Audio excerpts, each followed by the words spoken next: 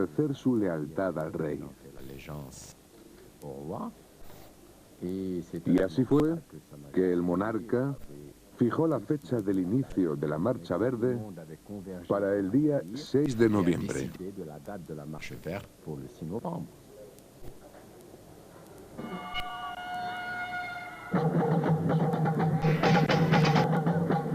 A finales de octubre de 1975, la marcha parecía haber alcanzado un punto sin retorno.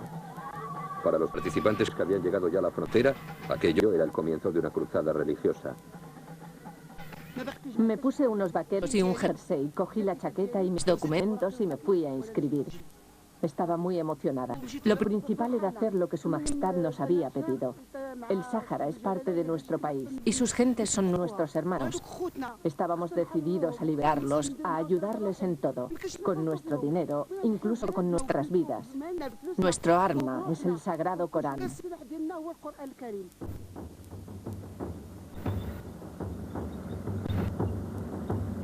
Y frente a los manifestantes, las líneas defensivas de 20.000 soldados españoles que habían jurado defender suelo español hasta la última gota de sangre. Su comandante en jefe estaba deseoso de manifestar una vez más a los saharauis de la colonia que sus intereses jamás serían olvidados.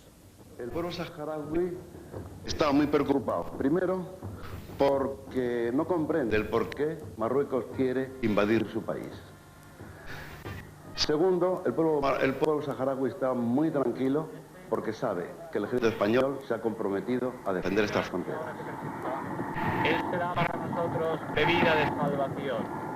Y tercero, es que el pueblo saharaui, a mí, constantemente y en todos los sitios que voy a muchos, me piden armas. Quieren ellos colaborar con nosotros y dicen que ellos tienen aún más motivos que nosotros para defender esta frontera.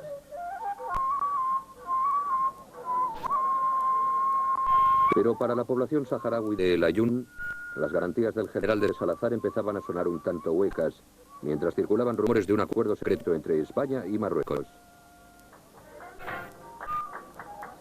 A finales de mes llegó una noticia que fue el primer indicio serio y racional de que la postura del gobierno español podía cambiar.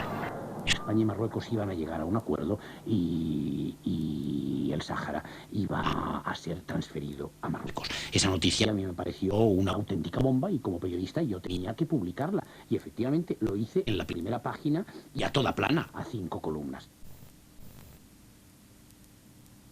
¿Qué pasó? Me destituyeron fulminantemente y al día siguiente dejó de aparecer el periódico, yo quedé recluido en arresto domiciliario y Aaiún rodeado por un cinturón de seguridad que dejaba fuera del perímetro de protección a los barrios saharauis. A mí me dejaron con los barrios saharauis.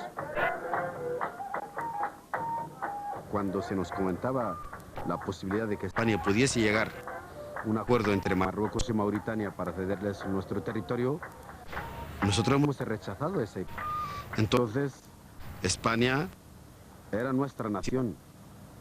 Hemos nacido bajo la bandera española. Hemos cantado los himnos.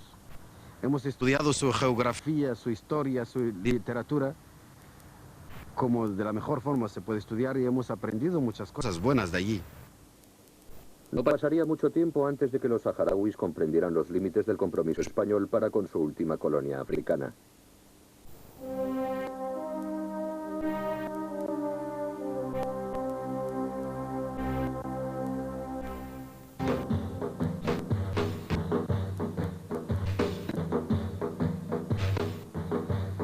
3 días antes del comienzo de la Marcha Verde, la frontera entre Marruecos y el Sáhara español era un hervidero humano, con gentes de todo tipo y condición llegadas de todos los rincones de Marruecos.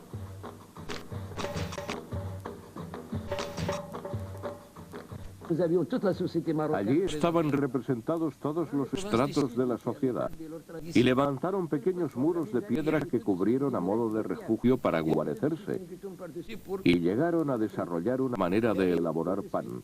Estaban quienes se las apañaron para procurarse todo lo necesario, pero también otros que se limitaban a esperar a que los demás les construyeran un techo bajo el que dormir.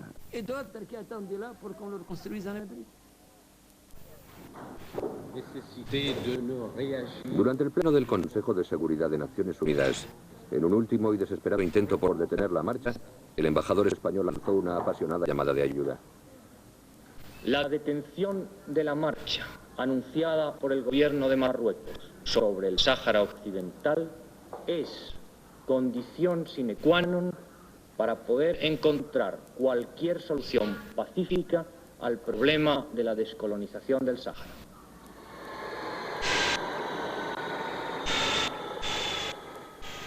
El gobierno español puso en marcha planes para la evacuación de la población civil, mientras las esperanzas de un acuerdo de paz parecían cada vez más remotas. 20.000 personas dejaron el territorio por vía aérea y por mar en la llamada Operación Golondrina. شعبي العزيز غدا إن شاء الله ستخترق الحدود غدا إن شاء الله ستنطلق المسيرة غدا إن شاء الله ستطؤون أرضا من أراضيكم. La marcha verde. ¿Cómo podría describir la marcha verde? Por la mañana llené un termo de té y metí azúcar en los bolsillos. Salimos y cortamos la alambrada. Algunas personas dieron la vuelta, pero yo seguí adelante.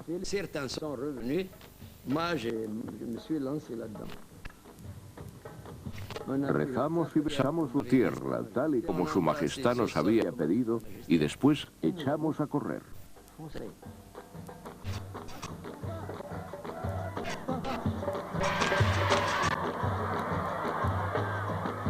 El sonido de nuestros pies al correr era como un trueno. Teníamos fuego en las entrañas. Fue algo agotador, pero mereció la pena.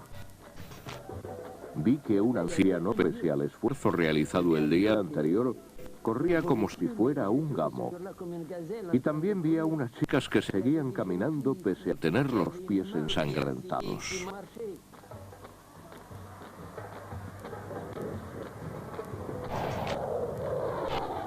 Era que podía haber una gravísima responsabilidad. Si, por ejemplo, nosotros disparamos contra una marcha civil, hay un destrozo terrible y hubiera sido una tragedia para España si hubiéramos tenido que disparar contra ellos.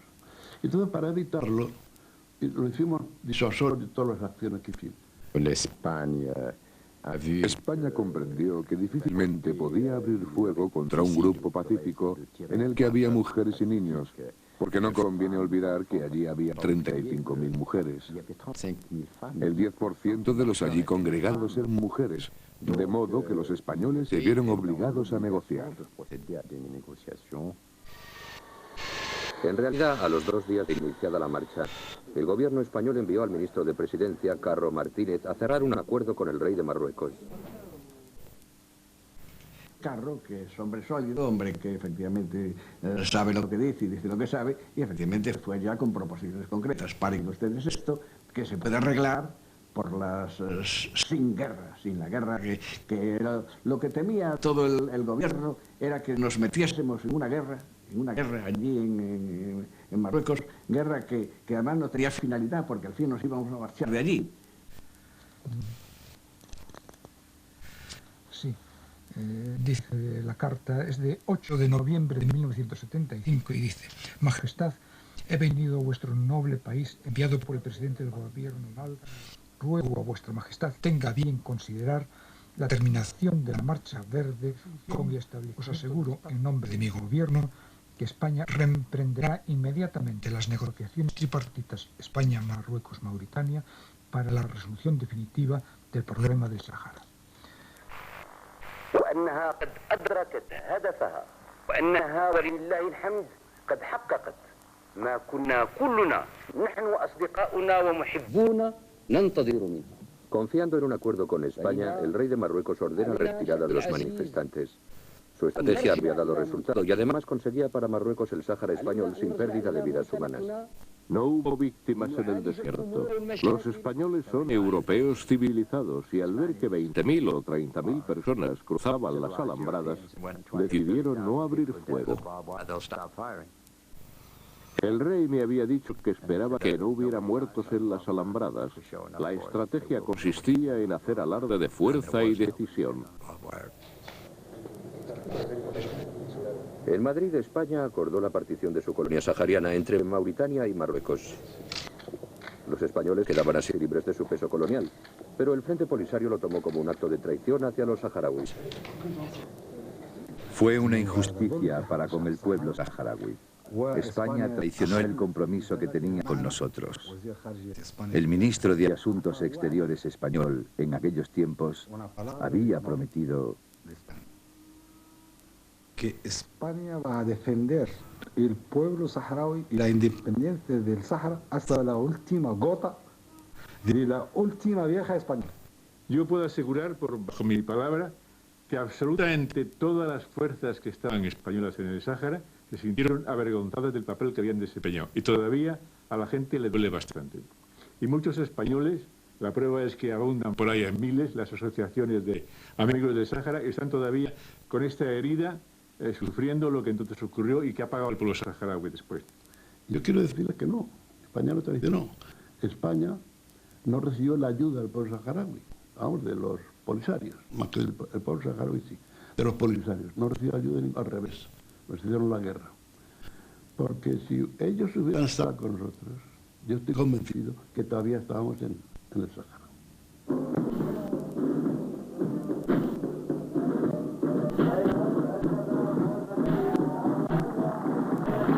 Cuando los marroquíes llegaron a El Aaiún, algunos saharauis mostraron su alegría y se les unieron para celebrarlo. O sea, ¿hoy ustedes se sienten perfectamente integrados en el Marruecos?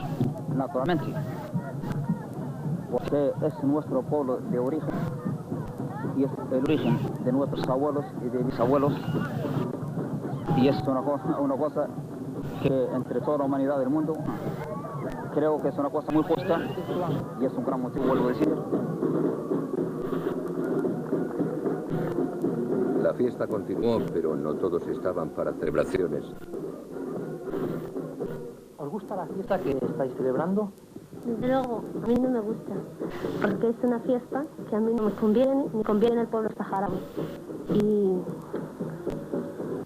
no me conviene ni me gusta tampoco esta fiesta. ¿Por qué crees que no conviene esta fiesta al pueblo saharaui?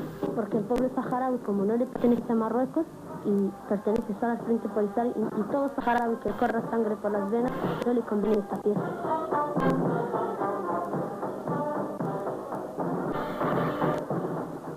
El ejército marroquí tenía ahora bajo control el Sáhara Occidental en medio de fieros combates con el Frente Polisario. Miles de saharauis tuvieron que huir ante el avance de las unidades del ejército marroquí. Fue un éxodo hacia el este a través del desierto.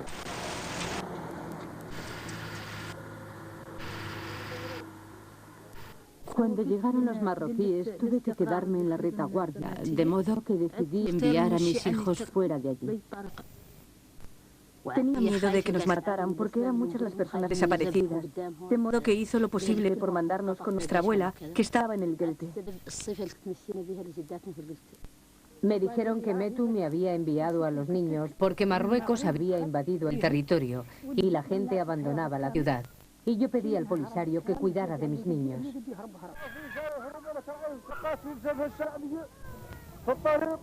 Todo el mundo salió huyendo. Nos dijeron que no fuéramos en una determinada dirección porque allí estaban los mauritanos y tampoco por otra porque allí estaban los marroquíes. Nos fuimos a las montañas próximas a la ciudad y junto con nuestros hijos excavamos trincheras para escondernos. Pero los aviones seguían lanzando bombas sobre nosotros. El día que atacaron, todos los niños estaban jugando. Vimos un avión y después una humareda, pero no sabíamos qué pasaba. No sabíamos que eran bombas.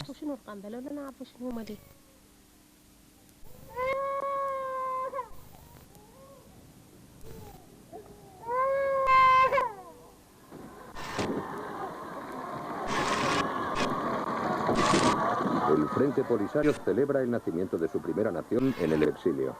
Es la República Árabe Saharaui Democrática, una nación sin tierra, desvalida, de refugiados en tierras de Argelia, totalmente dependientes de la caridad de sus anfitriones. Argelia proporcionó casi todo al Frente Polisario. Un enorme contingente de personas llegó a aquel país en un estado de total desprotección.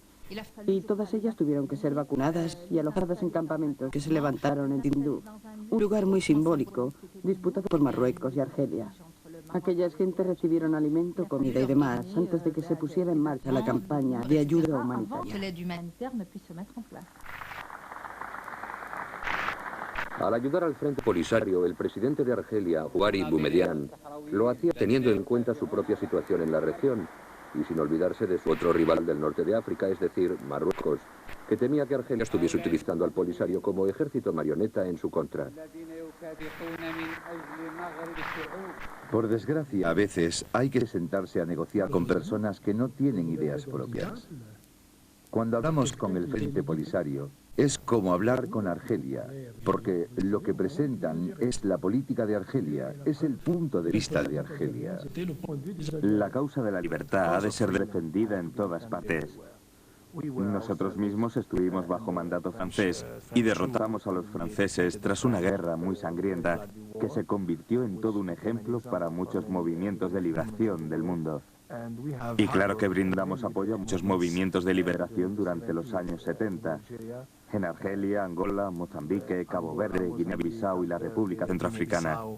Todos ellos tenían su cuartel general en Argel, que en aquellos tiempos era la meca de los revolucionarios. De modo que podemos decir que la política de Argelia pasaba por el apoyo a los movimientos de liberación que había en todo el mundo. Y el dirigente del Frente Polisario, el Wali Mustafa Sayed, necesitaba toda la ayuda que pudiera obtener. Al año siguiente de la anexión del Sáhara Occidental por parte de Marruecos, el Polisario tenía ante sí la doble tarea de cuidar de los refugiados en la frontera de Argelia y al tiempo crear un rudimentario ejército con escasos medios.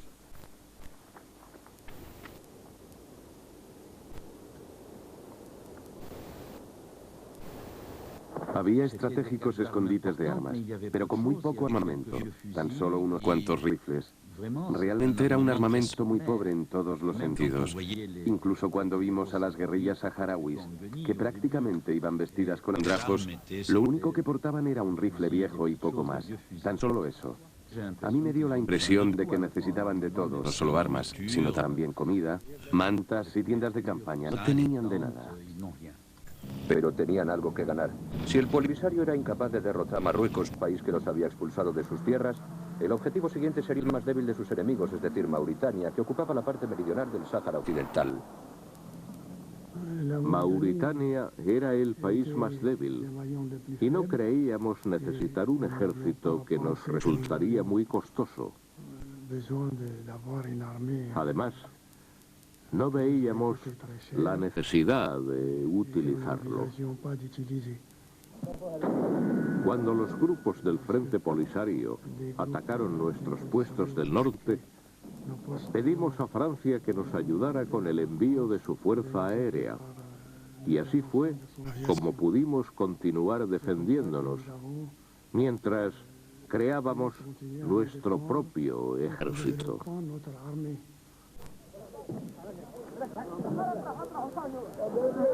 En junio de 1976, una columna del Frente Polisario cubrió 1.500 kilómetros hacia el sur para bombardear la capital de Mauritania, Nouakchott.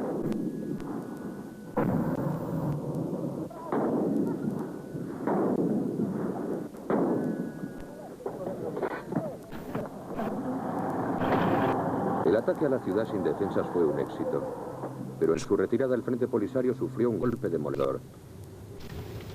Las guerrillas se vieron rodeadas por el ejército mauritano. En el tiroteo que siguió a la emboscada cayeron cientos de soldados del Polisario, entre ellos su dirigente, el Wali.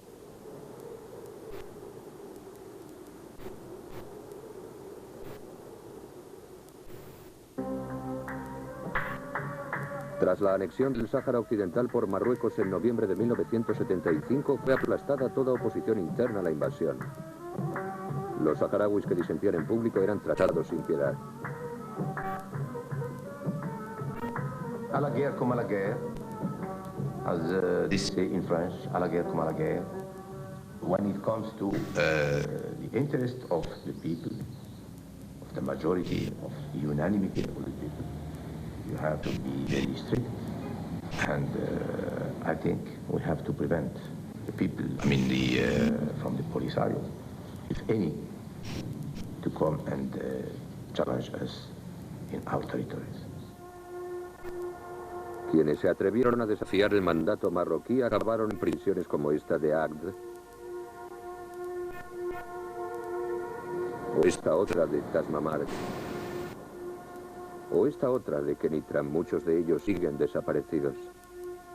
Nos preocupa enormemente porque sigue sin conocerse el paradero de cientos de personas detenidas, sobre todo en la década de 1970 y también en los años 80, que no fueron puestas en libertad en 1991 junto con otros detenidos. Seguimos sin saber dónde están, y cuando preguntamos a las autoridades marroquíes por esos desaparecidos, la respuesta que se nos da es que ya no hay más desaparecidos. Las condiciones en el que la Maguna eran terribles. Se torturaba a diario y la comida era escasa. Había celdas individuales en las que se torturaba a los detenidos. Así que no pueden negar las detenciones ni despreciar a las familias que tienen familiares desaparecidos. ¿Cómo se atreve el rey de Marruecos a continuar negando la existencia de esos saharauis desaparecidos? Permítame que no responda a esa pregunta. Preferiría que no me la hiciera porque no tiene ningún sentido. No existen desaparecidos. Francamente no existen. Nadie ha sido detenido. Y todas esas acusaciones son pura fantasía. Y están totalmente fuera de tiempo.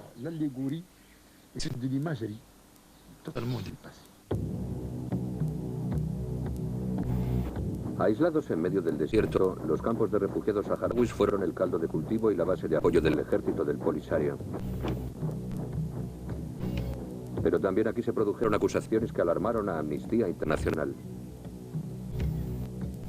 Se produjeron graves abusos en materia de derechos humanos en los campamentos del Frente Polisario de Tinduf durante las décadas del 70 y 80.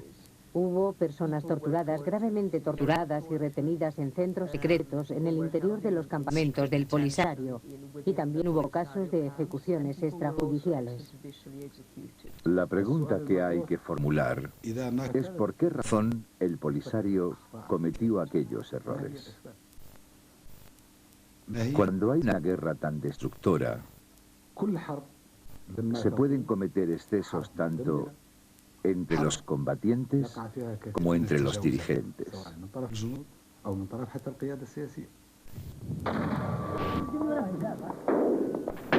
En 1978 los ataques del Polisario sobre Mauritania se cobraban su precio.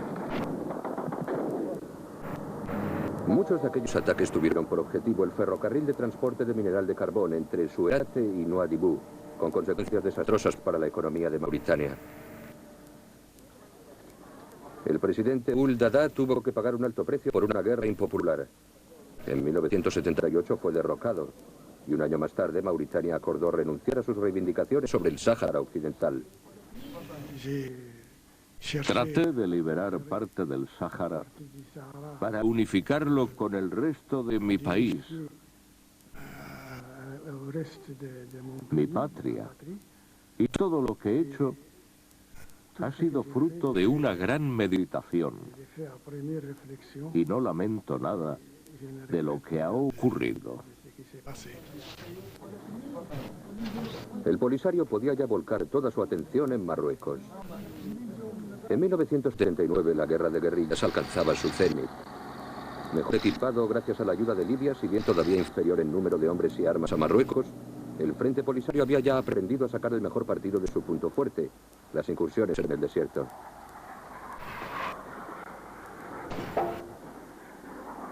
El material del cual dispone el ejército marroquí no es el material de que disponemos, entonces tenemos que volver o adaptar la táctica que es más adecuada a nuestro ejército, que es la guerra rápida.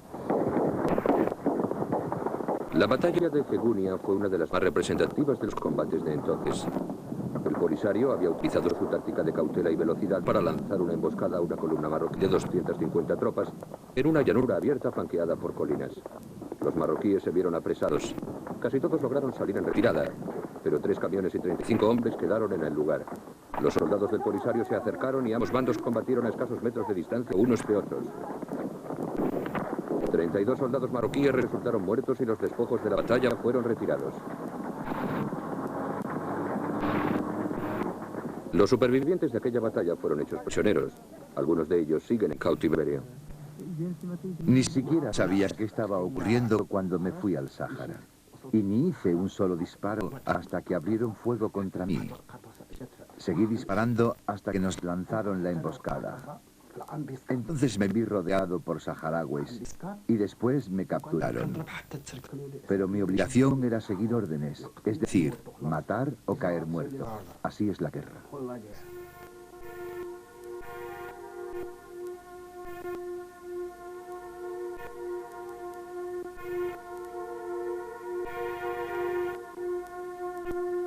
El alto mando militar de Marruecos estaba preocupado por la pérdida de moral de sus ya poco motivadas tropas.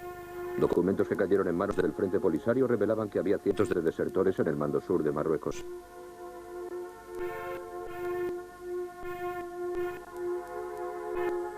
En otro fajo de documentos militares de Marruecos, el comandante de la guarnición de La Bouirat advierte a sus superiores de la necesidad de una acción drástica para evitar el desastre como consecuencia de la total desmoralización de sus tropas.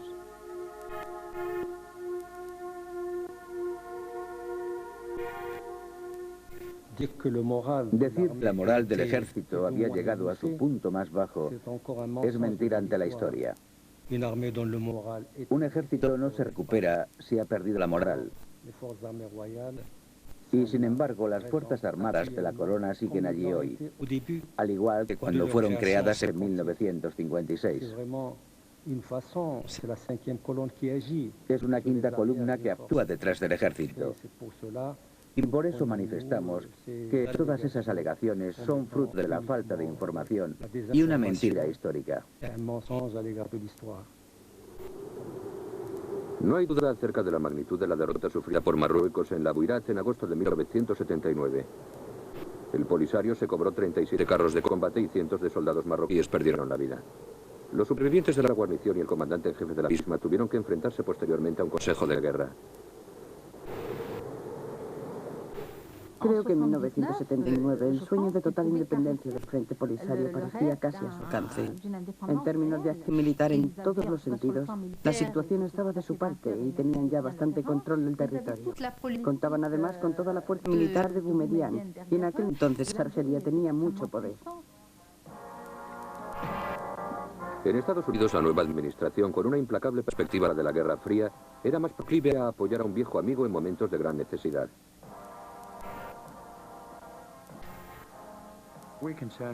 Pensábamos que detrás del Polisario, en cierto sentido, estaba Argelia y que detrás de Argelia estaba la Unión Soviética. Casi todo el abrumador contingente militar de Argelia, digamos el 95% del mismo, es decir, mucho mayor que el que nadie podía haber proporcionado a Marruecos, ni Marruecos podía adquirir, era soviético.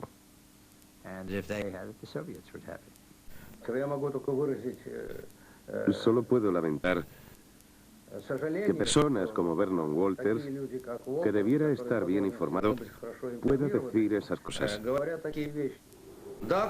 Sí, ciertamente la Unión Soviética proporcionó entre el 80 y el 95% del armamento que utilizaba Argelia, pero eso no significaba que los argelinos no pudieran definir su propia política internacional, ni sus acciones políticas de forma totalmente independiente.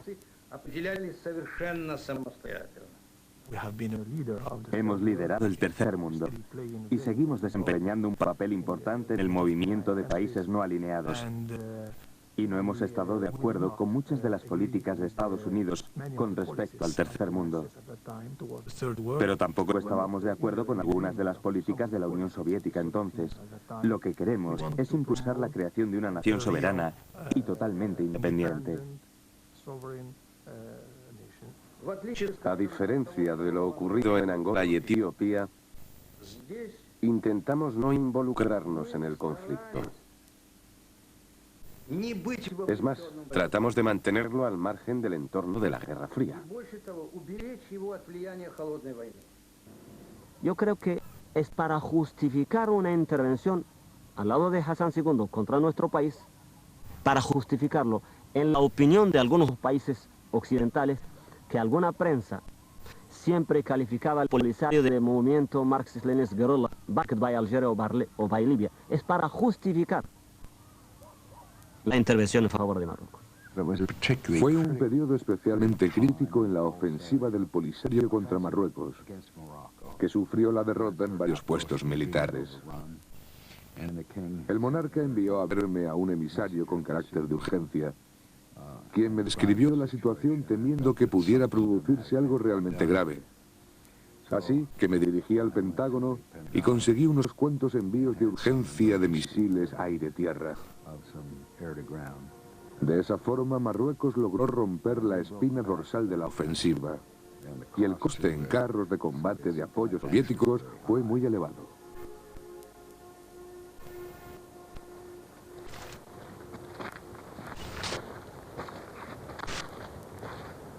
En 1981 el Frente Polisario se enfrentaba a otro invento marroquí nuevo y potencialmente más devastador.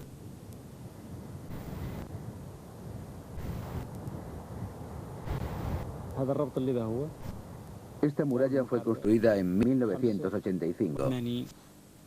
La levantaron los marroquíes para defenderse después de una sucesión de derrotas a manos de soldados saharauis. La construyeron para poner fin a los constantes ataques que estaban sufriendo.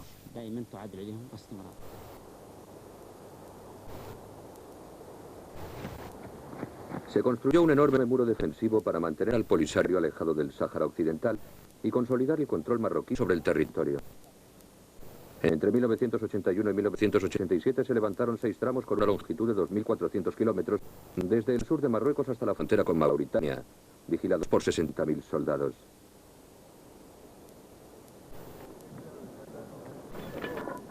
Para defender la muralla, Marruecos contó principalmente con apoyo técnico de Estados Unidos. Era una muralla muy sofisticada. El terreno que había delante de ella estaba dividido en cuadrados sobre los que se concentraban las piezas de artillería, de modo que cuando se acercaba el objetivo se producía una situación realmente desagradable. No era una ráfaga de fuego, sino que se originaba un gran estallido y de pronto se lanzaban 50 proyectiles.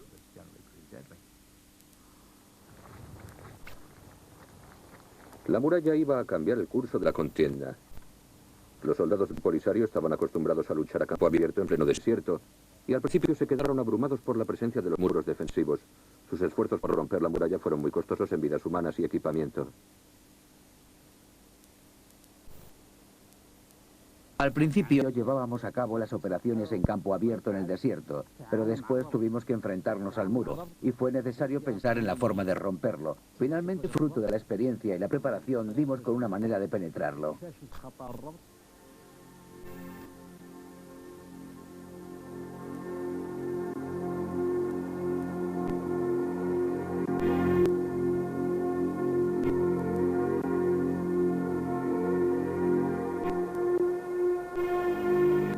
Todo lo largo del muro ha sido vulnerable y como lo han repartido entre fuerzas de intervención y cada fuerza de intervención se encarga de un tramo del muro, no puede abandonar ese tramo del muro aunque esté viendo que su vecino se ataca y se ocupa. Si bien es cierto que las guerrillas del Polisario aprendieron a superar las defensas de la muralla, lo menos cierto es que ya no podían maniobrar tan libremente por el territorio del Sáhara Occidental. Las principales poblaciones y zonas estratégicas al otro lado de la muralla continuaron en manos y bajo control de Marruecos. Pero el rey Hassan II seguía sin poder asegurar la victoria, ya que ninguna de las dos partes conseguía avances de importancia a lo largo de aquella monumental línea defensiva. Si Marruecos hubiera querido optar por la solución militar, contaba con los medios para expulsar al Polisario y destruir sus bases.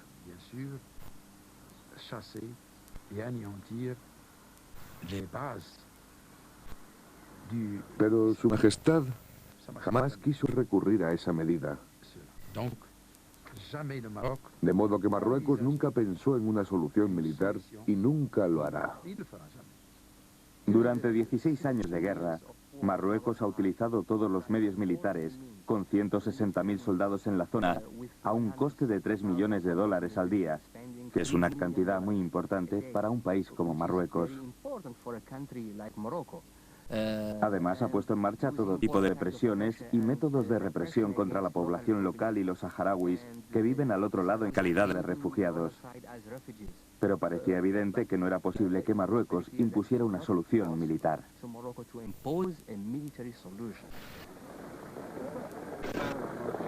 El Polisario también libraba su batalla por la aceptación en el frente diplomático y en 1987 fue reconocido oficialmente por más de 70 países.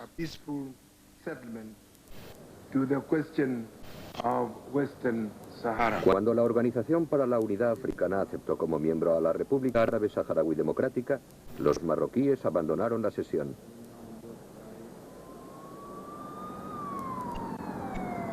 En Nueva York, la Asamblea General de Naciones Unidas y su Consejo de Seguridad habían votado a favor en más de 20 resoluciones encaminadas a buscar el final del conflicto.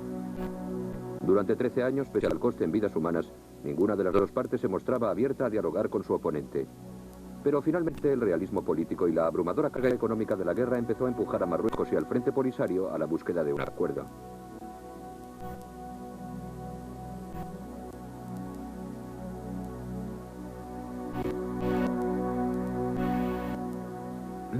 Marruecos ha pagado un precio muy alto por esta guerra.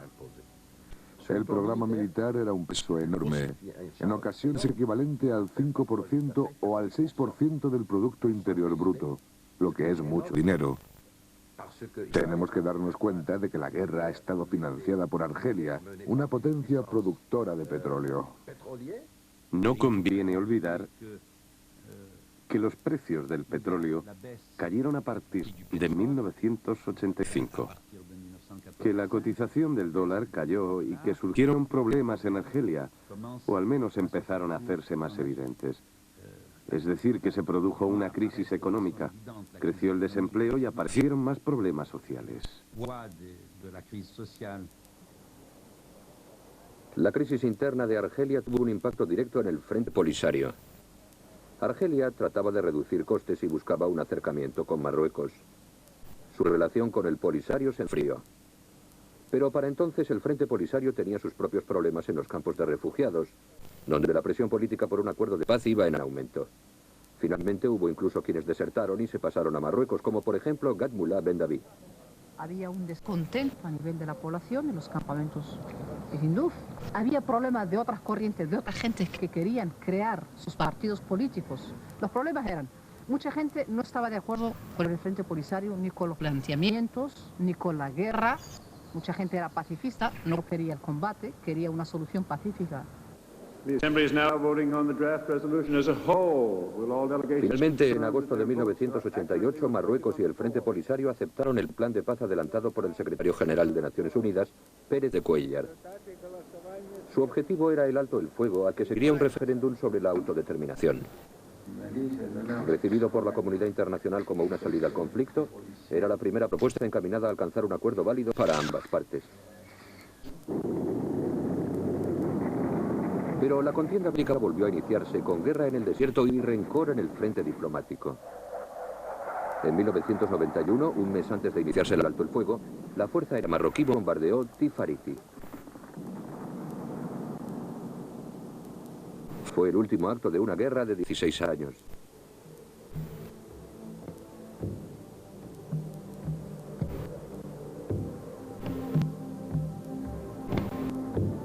Las dos partes estaban de acuerdo en que los saharauis deberían decidir su propio futuro. Pero aunque las armas se callaron, la llamada a las urnas iba a ser retrasada interminablemente, ya que el proceso del referéndum se vio envuelto en la polémica. En una guerra olvidada está claro quiénes son los que más padecen: las miles de personas que mueren en combate. Las decenas de miles de refugiados que sueñan en volver a casa.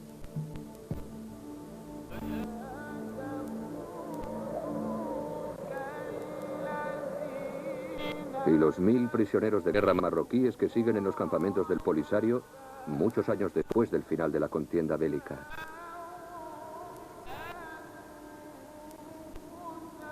Desde que me apresaron y me trajeron aquí, a quienes más he echado de menos en estos 23 años es a mis padres, que murieron durante mi cautiverio.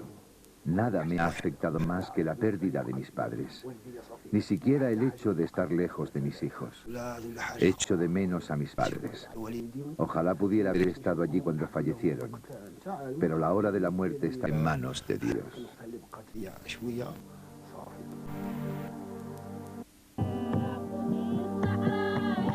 Sáhara Occidental, la guerra olvidada. A continuación, en Odisea. Sáhara Occidental, la guerra olvidada. Tercera parte, el plan de paz.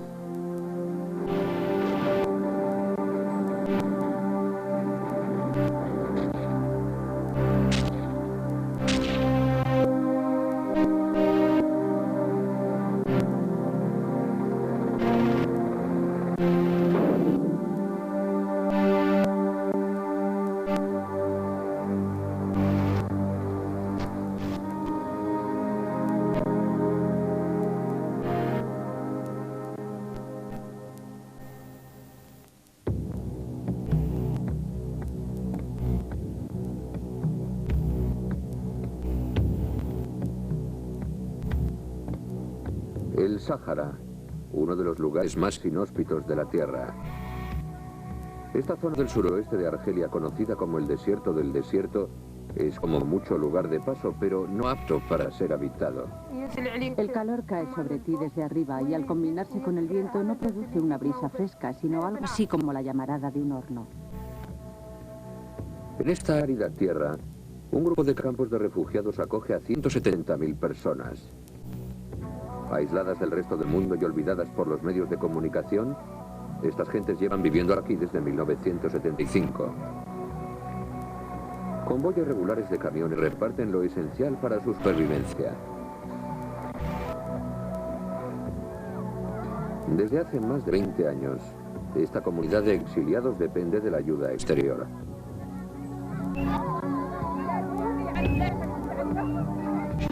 En una tierra en la que nada crece, todo procede de fuera.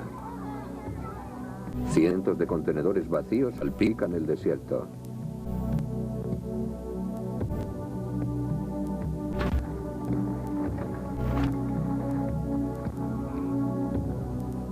Todas las semanas, las mujeres limpian los límites de los campamentos y cuidan este tramo del desierto como si de su propia casa se tratara. Pero al igual que tantos otros refugiados, Bismillah Aliyah sueña con volver a su país. Llevamos mucho tiempo aquí, pero no nos conformamos. Esta tierra pertenece a Argelia. Nos la han cedido hasta que seamos independientes. Tras 2 décadas, los campamentos están perfectamente organizados y tienen un cierto aire de estabilidad. Los adultos jóvenes que han nacido aquí no conocen otra vida que la de una tienda de campaña para refugiados. Pero Aishatullah Murabad recuerda cómo era todo esto al principio. La gente se fue cuando empezó la invasión marroquí. Todos llegaron aquí huyendo del invasor y aquí encontraron una especie de santuario. Fueron tiempos de grandes sufrimientos y muchos saharauis murieron. Estos saharauis proceden de un controvertido territorio situado en el borde atlántico de África. Conocido en nuestros días como Sáhara Occidental, fue la última colonia africana de España. En 1975, Marruecos había organizado una campaña para expulsar a los españoles y se apropió de un territorio que históricamente consideraba propio. La Marcha Verde se ha convertido desde entonces en un mito fundamental del Marruecos moderno. ¿Quiénes tomaron parte en la Marcha Verde? 350.000 marroquíes, hombres y mujeres, tomaron parte en la Marcha Verde. Muy bien. El Sáhara está al sur de Marruecos y era una colonia española.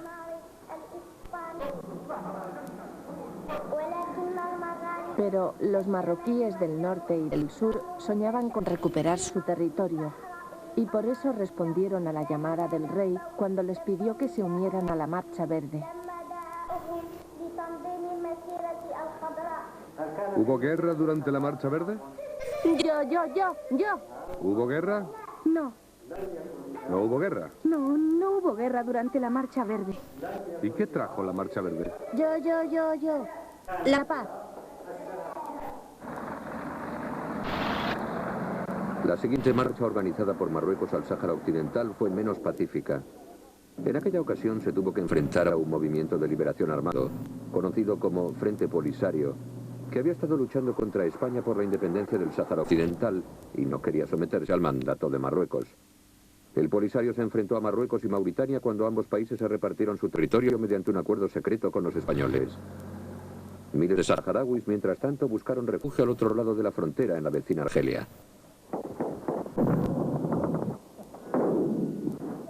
Las tácticas de las guerrillas del Polisario expulsaron a Mauritania en 1979. A continuación, Marruecos se apropió de toda la región y empezó a construir una inmensa muralla de 2.500 kilómetros de longitud, más larga incluso que la Gran Muralla China. Defendida por 120.000 soldados, la muralla tenía por objeto mantener el territorio a salvo de los ataques guerrilleros. Y en nuestros días, en los cafés de Casablanca, nadie duda de la justicia de la causa marroquí. El Sáhara es marroquí y lo seguirá siendo siempre. Estoy en contra de quien diga que el Sáhara no es marroquí. El Sáhara es un 200% marroquí. Nadie puede ceder su país, ni su ciudad, ni su hogar. El Sáhara es parte de Marruecos, tanto el territorio como sus gentes. Sus orígenes son marroquíes.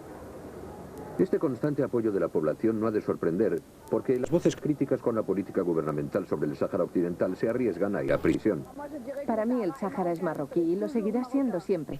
Hemos luchado para conservarlo, aunque en realidad seguimos luchando por algo que nos pertenece. De modo que hemos, yo no diría malgastado, pero sí invertido mucho dinero para conservar algo que por derecho propio es nuestro.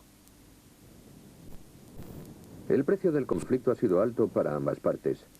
Y en el verano de 1991 cada una de ellas buscaba una salida al mismo. Tras una tregua de 2 años estaba a punto de iniciarse un alto el fuego decretado por Naciones Unidas. Pero ocurrió algo que vino a alimentar ciertas dudas sobre el verdadero compromiso de Marruecos con el proceso de paz.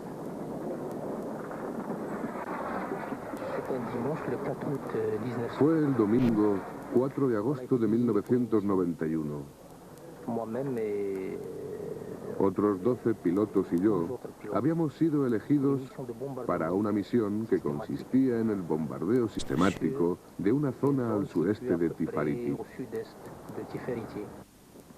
La misión de este piloto finalizó de la peor manera posible. 8 años después sigue siendo un prisionero de guerra. Su equipo destruyó las instalaciones que el Polisario acababa de construir para Naciones Unidas. Teníamos que demostrar que aunque aquellos lugares no pertenecían a nuestra zona de seguridad, seguían estando al alcance de Marruecos y que Marruecos podía llevar a cabo cualquier acción que quisiese, en cualquier momento y sin limitación alguna. Creo que aquel era el objetivo político y creo también que era el mensaje político que se nos había encargado de transmitir. 2 semanas después, Marruecos envió otro mensaje, esta vez transmitido por el ejército. Hizo su aparición por detrás de la muralla y atacó. A la cabeza de aquel ataque marroquí estaba el general Abdelaziz Benani. Todas aquellas fuerzas estaban realizando maniobras al otro lado de la muralla. Yo recibí órdenes de mi superior, Su Majestad el Rey, que me dijo que tenía que reagruparme detrás de la muralla defensiva, porque Naciones Unidas iba a anunciar el fin de las hostilidades el 6 de septiembre de 1991.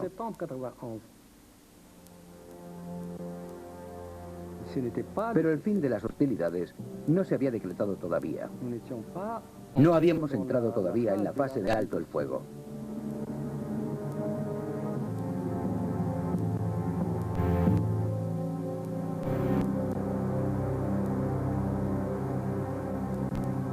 Sabíamos a la perfección de que el Reino de Marruecos intentaba con esa escalada abortar el plan de paz antes de que entre en vigor. Entonces, hemos analizado la situación y hemos tomado la decisión de no caer en esa trampa. La decisión de la dirección del Polisario de no vengar el hecho fue recibida con sorpresa por sus propias tropas, que tuvieron que presenciar cómo los marroquíes bombardeaban unas instalaciones recién construidas. Esperaba el orden. El orden no llegó y se ve que era no tenía para mí y para los dirigentes militares saharauis, esa salida del ejército marroquí no tiene ningún objetivo militar. Era una operación de propaganda, una operación política para obstaculizar un proceso de paz. Temiendo una escalada militar, el secretario general de Naciones Unidas, Pérez de Cuéllar, envió a una pequeña delegación de observadores militares a la zona. El alto el fuego entraría en vigor el 6 de septiembre. Uno de los primeros en llegar fue Albert Zapanta, jefe de la Fuerza de Observación de Estados Unidos. Por parte del Polisario, fue una inmensa alegría nuestra presencia allí en aquellos momentos. Por su parte, los marroquíes se mostraron conformes, si bien un tanto reacios. Después, tras acordar el límite del alto el fuego, se hizo evidente que muy bien, mientras nosotros estábamos allí no iban a crear problemas, ni tratar de expulsarnos ni nada por el estilo, pero indudablemente los marroquíes nos consideraban unos intrusos.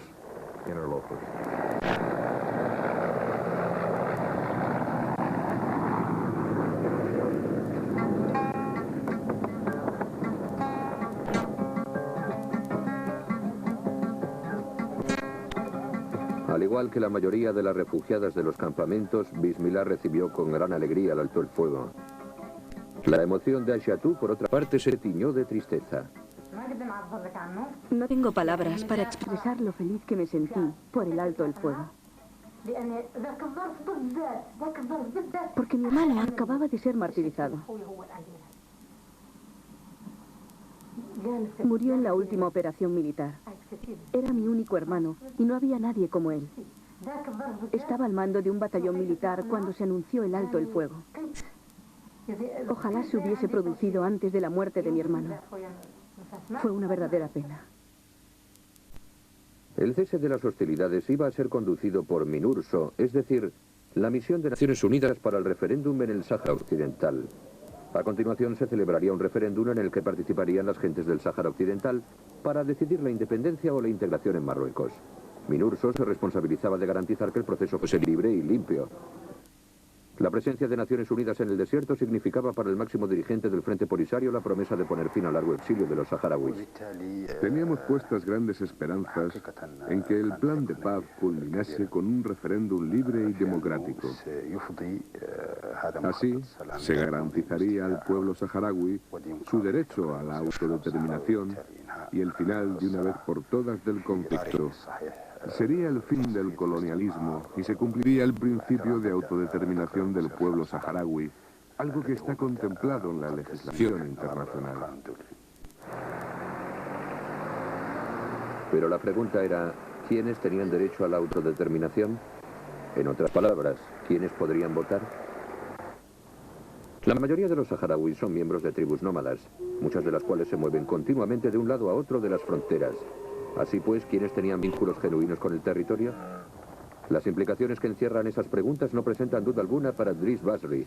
Como ministro del Interior, era el hombre con más poder en Marruecos después del rey Hassan II. Hay dos argumentos. Por un lado está la demanda de Marruecos de restablecer la justicia y la unidad territorial. Y por otro lado está el asunto de la autodeterminación, que inevitablemente llevaría a la independencia. Estos son los dos argumentos.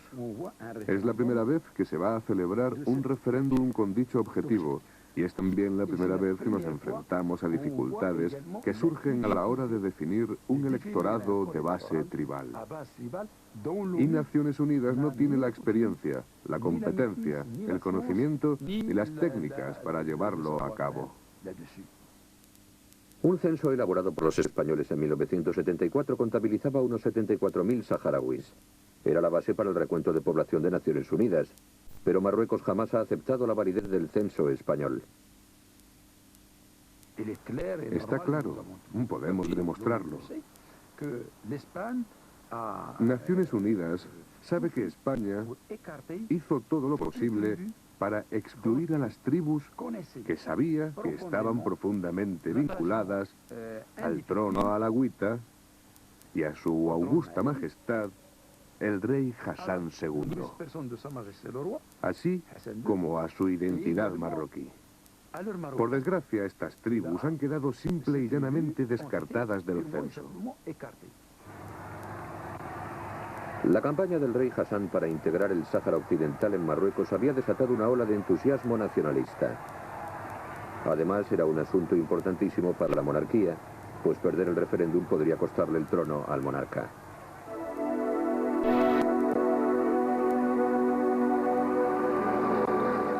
Poco antes del alto el fuego, el rey Hassan II proclamó que 170.000 personas con derecho a voto no habían sido incluidas en el censo español y que iban a ser transferidas de Marruecos al Sáhara Occidental con financiación gubernamental.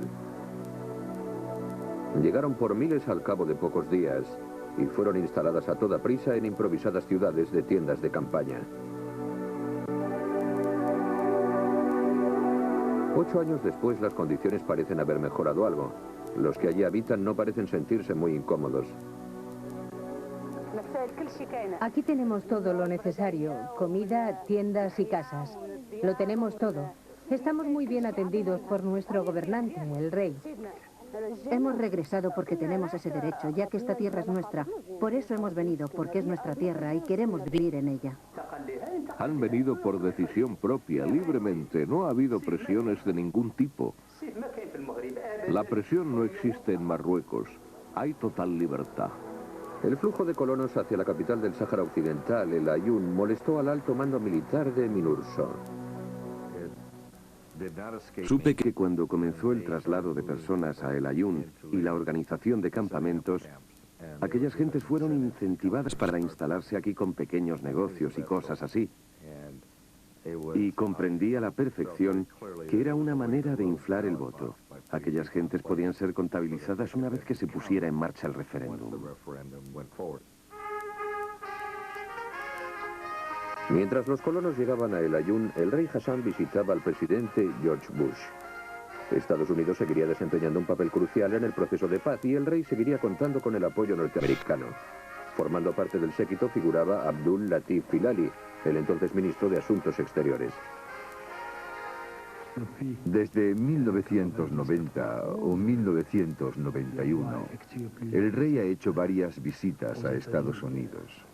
Fuimos el primer país en reconocer la independencia de Estados Unidos. Y solo por mencionar la Primera Guerra Mundial y la Guerra Fría como ejemplos, diré que Marruecos ha sido siempre uno de sus más leales aliados.